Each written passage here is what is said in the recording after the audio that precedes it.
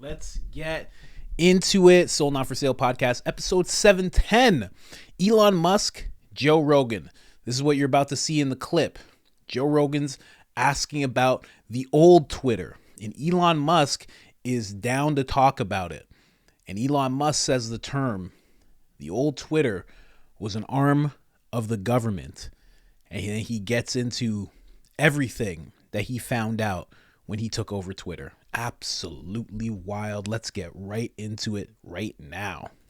And the dismissing of legitimate scientists, guys like Jay Bhattacharya from Stanford, and legit guys. Yes. And they were suppressing them and even banning them. They banned Alex Berenson. I mean, it was wild. They banned Alex for essentially reading peer-reviewed papers. Yeah. No, I mean, all Twitter was basically an arm of the government. Yeah. So was that shocking? Like, what was that like? Because that, to me, that was the most bizarre, was the Twitter files. When you let Schellenberger and Matt Taibbi and all those guys get in the Twitter, and the response where Matt Taibbi gets audited. I mean, which is just wild. I mean, it's just so blatant and so in your face. Yeah, it's weird. No, I mean,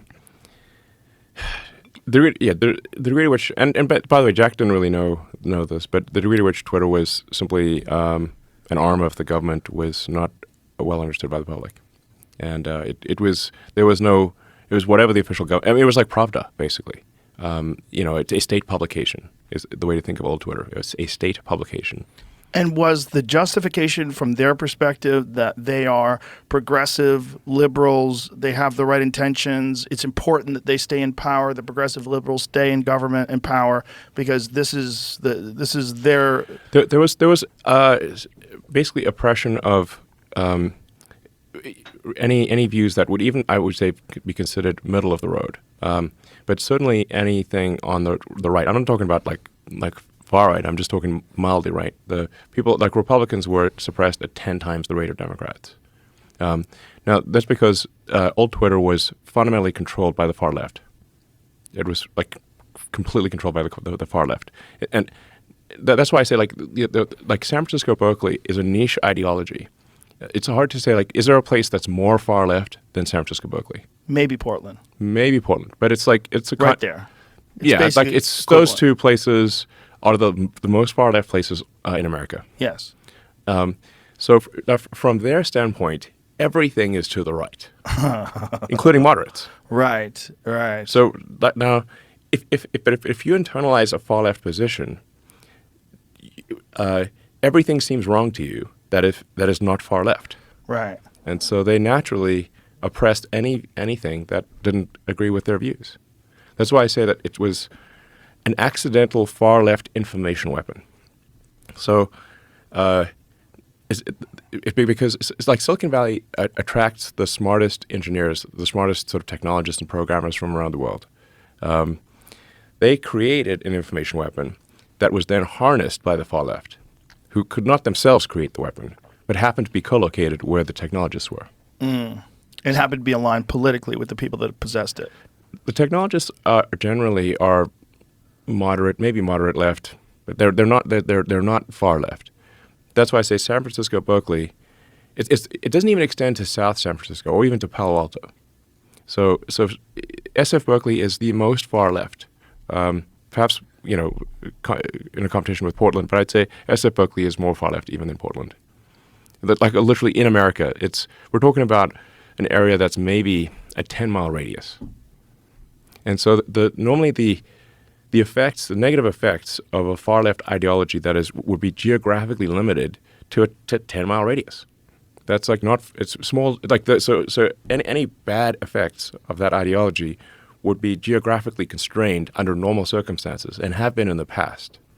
But when you have basically a technological megaphone, which was Twitter and social media in general, suddenly the far left are handed a megaphone to Earth, an incredibly powerful technology weapon that they themselves could not create, but they happened to be co-located with the technologists who created it by accident. Is it shocking that more people don't understand how dangerous that is? I think some people understand. Some people do. Some people understand. So, I mean, from the standpoint of some of the people who used to be at Twitter, the people are like, well, it's a big shift to the right. That is correct. It is a shift to the right because everything is to the right if you're far left. Everything is to the right. But how many far left people have actually been suspended or banned from Twitter, now X? Zero. So it's really just moved to the center, but from the perspective of the far left, it's moved to the right. It's like everything's relative. The difference in moderation. Sorry, I should say it propagated that far left philosophy not just to America, but to everywhere on Earth. Right. Yeah. Yeah. And with the same level of suppression in other countries as well? Yes. But the Taliban is on Twitter, right? Like, I always think of like, hey, Mr. Taliban, tally me a banana. Hey, Mr. Taliban. I mean, there's definitely some people on Twitter that are... Daylight coming, I want to go. Yeah. Yeah, so the point is, from my standpoint, that is that X, FK, Twitter should represent the sort of collective consciousness of humanity. So now that means that there are going to be views on there that you don't like or disagree with. But that's humanity.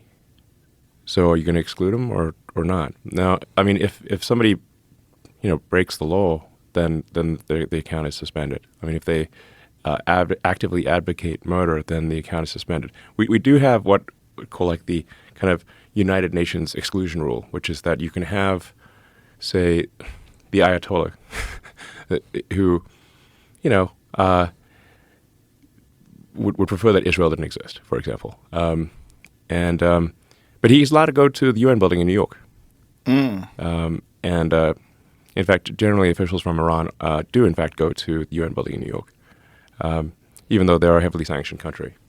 So I think that there's merit to having, just like there's some merit to the UN. One can disagree with the UN, and I think we shouldn't have a world government that we bow down to. But in fact, that's risky for civilization.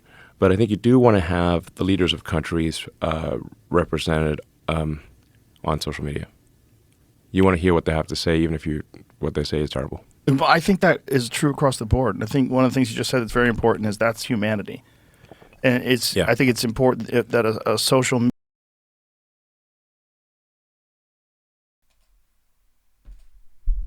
Well, it froze, and I was gonna stop the clip anyway, so it was actually perfect timing. That is wild what Elon Musk just said, especially that little "Hey, Mister." Oh, that was crazy.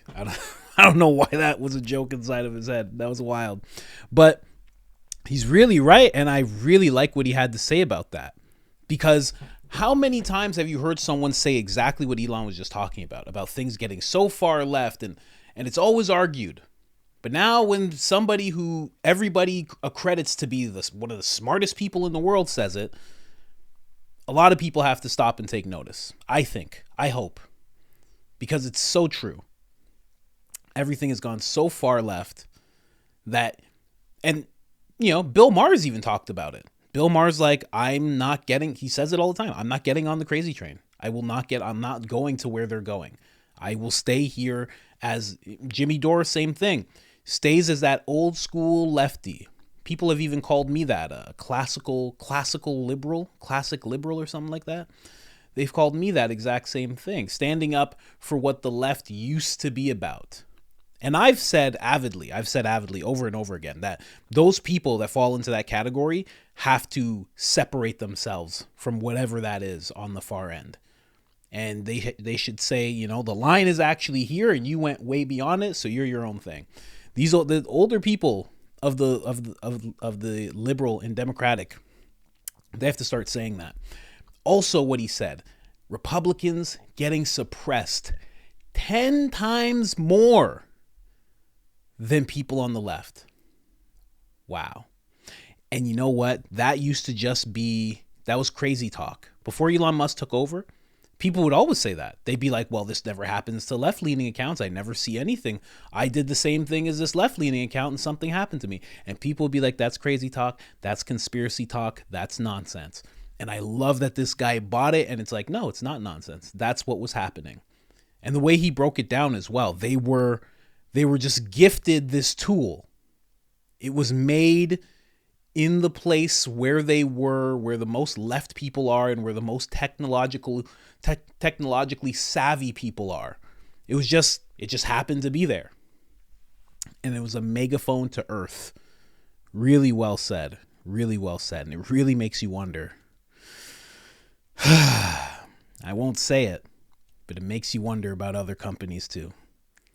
What's going on in those other places, man? No place in particular. No place in particular. Rumble. What's going on in Rumble? You know what I mean?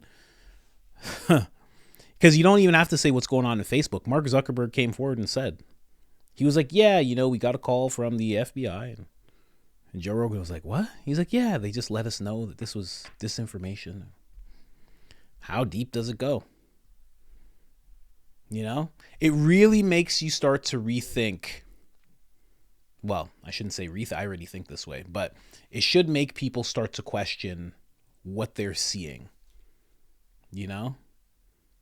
What they're seeing, and is it all really crazy talk?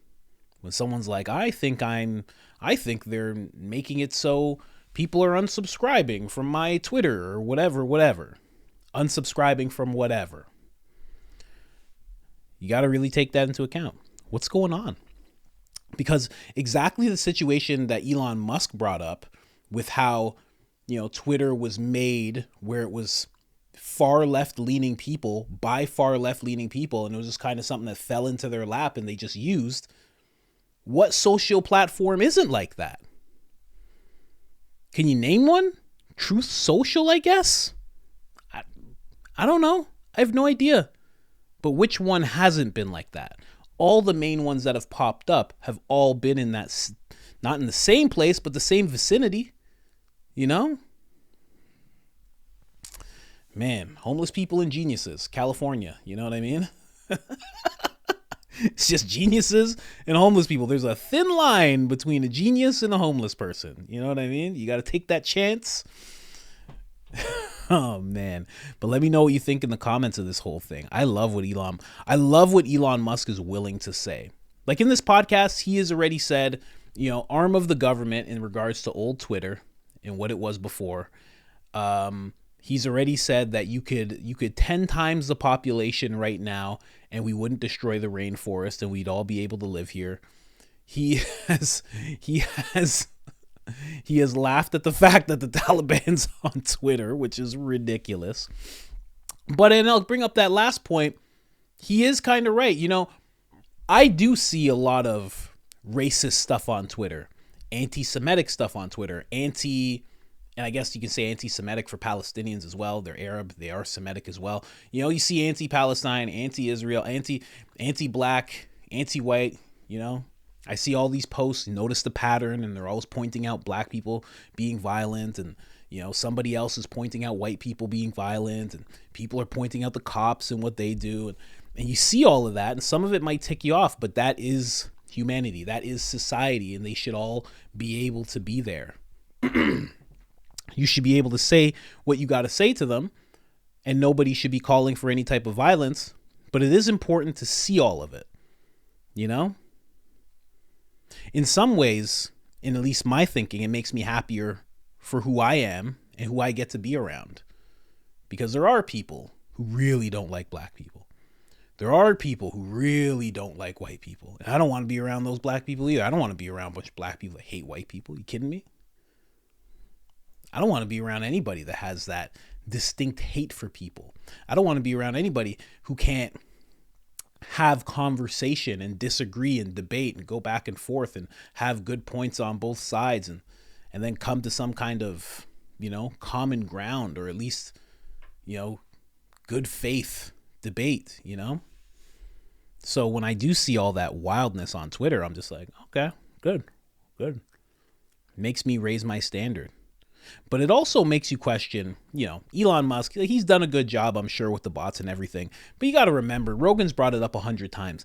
A lot of that stuff you see on there, you go to Listen, you go to somebody's profile. I don't care who you are. Maybe you're one of those people. You have 0 followers and 0 posts. But when you see that, that's not a real person. Twitter's notorious for that. Facebook is too, but Twitter is notorious for having 0 followers, no profile picture, and they're just espousing all of this anti-black stuff or anti-Russian stuff or it's just filled with things like that. So a lot of times when I even see this stuff, or if I'm even confronted by people like that, sometimes I'll get back and forth because I'm I just woke up and I'm groggy still. But a lot of times I just pull back and I'm like, this person's not even real. I tell myself this could be a 12-year-old. Are you going to do this with a 12-year-old? And I kind of minus myself. But all in all, great podcast, man.